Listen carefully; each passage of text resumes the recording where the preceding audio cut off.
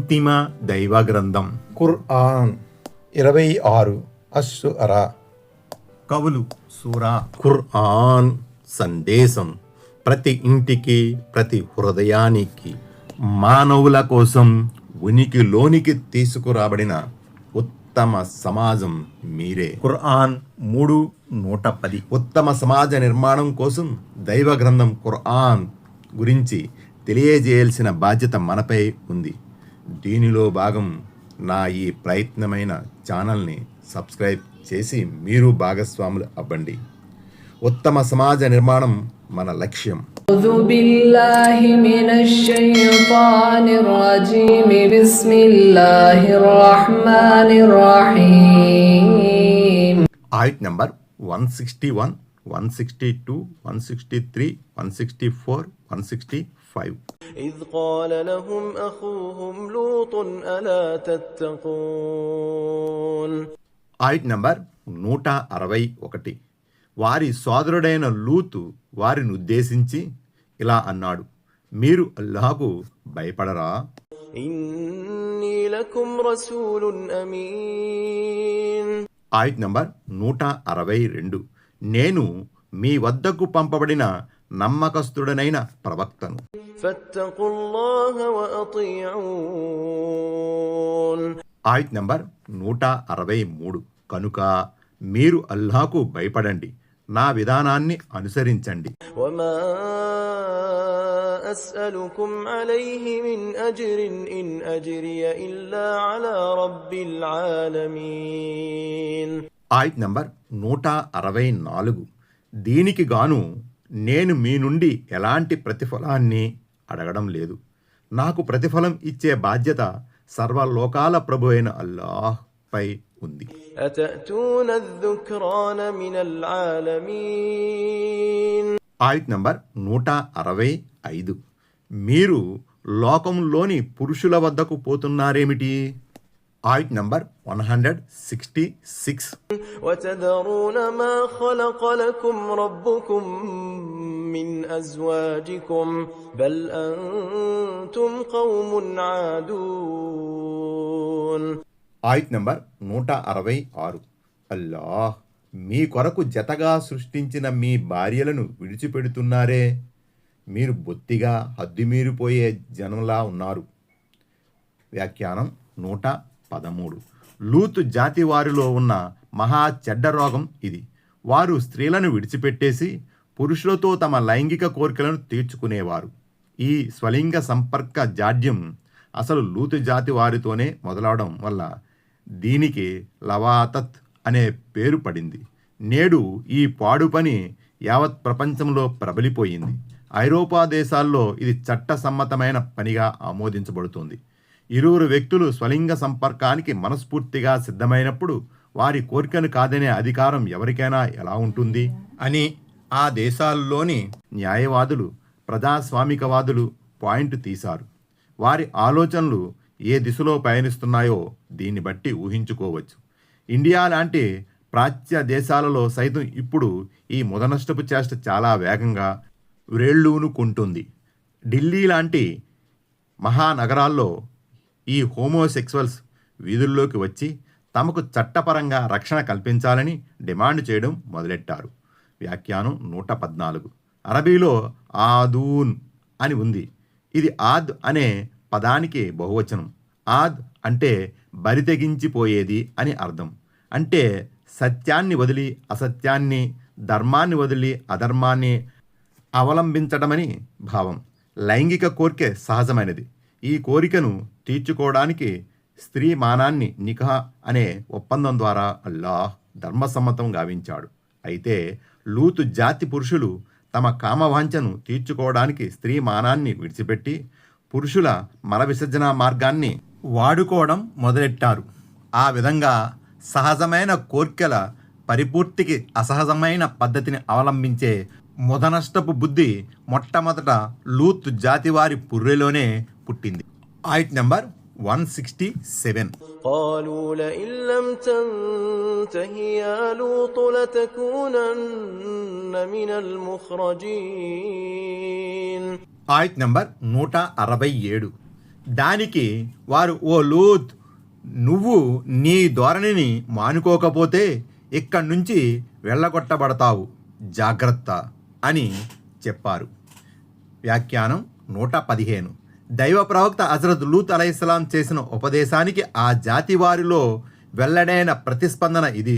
లూత్, నువ్వు మరీ సాధువుగా మాట్లాడకు, మాకు నీతులు చెప్పడం మానుకుంటే మంచిది, లేకపోతే మా బస్తీల నుంచి నిన్ను బహిష్కరిస్తాము.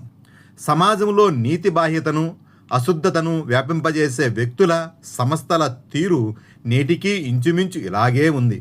మంచి గురించి, నీతి గురించి చెప్పేవారిని పాతకాలపు మనుషుల్లా, ఛాందసవాదుల్లా చూస్తున్నారు. ఆయత్ నంబర్ 168, 169, 170. قال إني لعملكم من القالين. ఆయత్ నంబర్ 168. మీ చేష్టలను నేను తీవ్రంగా అసహించుకుంటున్నాను అన్నాడు లూత్. వ్యాఖ్యానం 116. అంటే మీరు చేస్తున్న పని పరమ జుగుప్సాకరమైనది, నేను మీ నీతిమాలిన చేష్టను అసహించుకుంటున్నాను. رب نجني وأهلي مما يعملون. ఆయత్ నంబర్ 169. తరువాత అతను ఇలా ప్రార్థించాడు, ప్రభూ, వీళ్ళు చేసే నీతిమాలిన పని దుష్ఫలితం నుంచి నన్ను, నా ఇంటివారిని కాపాడు. فنجيناه وأهله أجمعين. ఆయత్ నంబర్ 170. అందువల్ల మేము అతన్ని, అతని సంబంధీకులందరినీ రక్షించాము. ఆయత్ నంబర్ 171, 172, 173, 174, 175, 176. إلا عجوزا في الغابرين. ఆయత్ నంబర్ 171. ఒక ముసలావిడను తప్ప ఆమె మాత్రం వెనక ఉండిపోయేవారిలో చేరిపోయింది. వ్యాఖ్యానం 117. ఆ ముసలావిడ ఎవరో కాదు, స్వయంగా దైవ ప్రవక్త లూత్ భార్యే. ఆమె ఇస్లాం స్వీకరించలేదు సరికదా, ఆ పాడు పని చేస్తున్న వారికి లోపాయికారిగా సహాయపడేది. అందువల్ల అవిశ్వాసులతో ఆమె కూడా అంతమొందించబడింది. ثم دمرنا الآخرين. ఆయత్ నంబర్ 172. మరి మేము మిగిలిన వారందరినీ నాశనం చేశాము.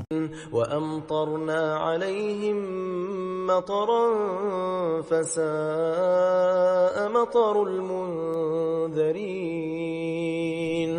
ఆయత్ నంబర్ 173. మేము వారిపై ఒక ప్రత్యేకమైన రాళ్ల వర్షం కురిపించాము. హెచ్చరించబడిన వారిపై కురిసిన ఆ వర్షం చాలా చెడ్డది. వ్యాఖ్యానం 118. అంటే గుర్తులు వేయబడిన కంకరరాళ్ల వాన ద్వారా మేము వారిని నాశనం చేశాము, వారి బస్తీలను తలక్రిందులుగా చేసివేశాం. హూద్ సూరా 82, 83 ఆయతులలో ఈ వివరాలు ఉన్నాయి. إن في ذلك لآية وما كان أكثرهم مؤمنين. ఆయత్ నంబర్ 174. ఈ వృత్తాంతం కూడా ఆశాంతం, గుణపాఠంతో కూడుకున్నది, కానీ వారిలో అధికులు విశ్వాసులు కారు. وإن ربك لهو العزيز الرحيم. ఆయత్ నంబర్ 175. నిశ్చయముగా నీ ప్రభు ఆధిపత్యం కలవాడు, జాలి చూపేవాడును. كذب أصحاب الأيكة المرسلين. ఆయత్ నంబర్ 176. ఐకా జనులు కూడా దైవ ప్రవక్తలను ధిక్కరించారు. వ్యాఖ్యానం 119. ఐకా అంటే అడవి అని అర్థం. హజరత్ సుహైబ్ అలైహిస్సలాం పంపబడిన మద్యాన్ ప్రదేశానికి చుట్టుపక్కల ప్రాంతాలలో ఉండే ప్రజలన్నమాట. దట్టమైన వృక్షాన్ని ఐకాహ్ అని అంటారని, మద్యన్ శివారులో ఒక వృక్షం ఉండేదని, అక్కడి ప్రజలు ఆ వృక్షాన్ని పూజించేవారని, అందుకే వారు అష్హాబుల్ ఐకాగా పిలువబడ్డారని అనబడుతుంది. ఆ విధంగా ఐకా ప్రజల వైపుకు, మద్యాన్ ప్రజల వైపుకు పంపబడిన ప్రవక్త ఒక్కరే, ఆయనే సుహైబ్. ఐకా అనేది ఒక జాతి కాదు, అదొక చెట్టు పేరు.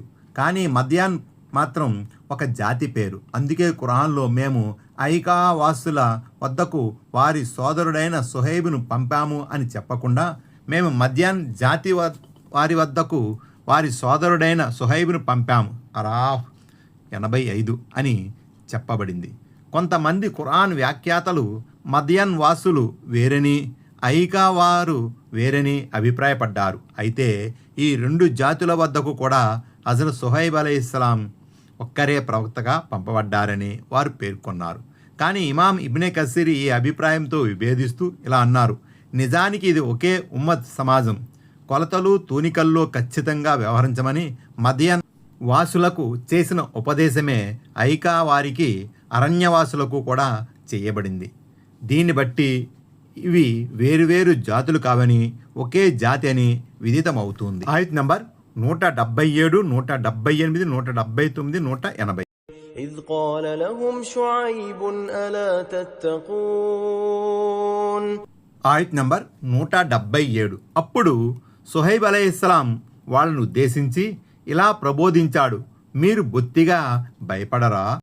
إني لكم رسول أمين ఆయత్ నంబర్ 178. నేను మీ వద్దకు పంపబడిన నమ్మదగ్గ ప్రవక్తను. فاتقوا الله وأطيعون ఆయత్ నంబర్ 179. కనుక మీరు అల్లాహకు భయపడండి, నాకు విధేయులై ఉండండి. وما أسألكم عليه من أجر إن أجري إلا على رب العالمين